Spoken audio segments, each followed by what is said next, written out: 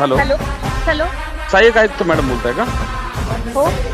Madam जय महाराष्ट्र, मी श्रीनिवास लाहोटी बोलतो, मनसे जिल्हा संघटक.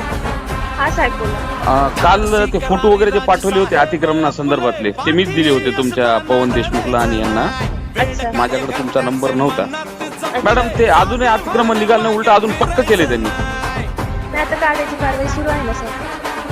बरं, हो, थोडस कारवाई काळजीनं घ्या मॅडम, नाही तर मग काय की मग त्यांनी जर केलं तर मग आम्ही करू, मग आम्ही तर रस्त्याचं बांधकाम करणार आहे. नाही नाही तसं नाही.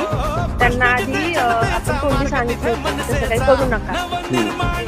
तर त्यांनी काही ऐकलं नाही आणि त्यांनी रात्री परस्पर त्यांनी केलं. तर आता आपली माणसं गेले तिथं आणि ते काढतात. कारण की काय हा सगळा विषय फेसबुकवर वगैरे सगळेच जण टाकतात. मला सुद्धा तक्रार आलेली आहे.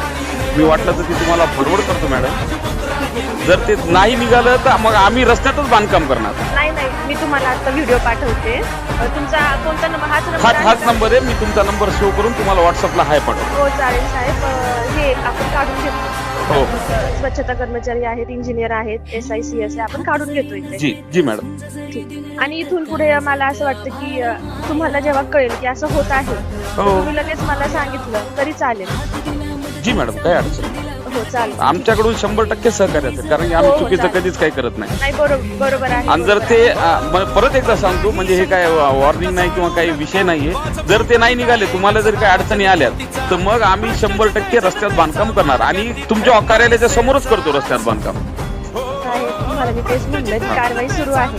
चालतं. जसं ओके. हो. नाही, गोष्ट मला वाढवायची नाही, ह्याच्यात कुठलं राजकारण करायचं नाही. नाही नाही तसं काही होणार नाहीये.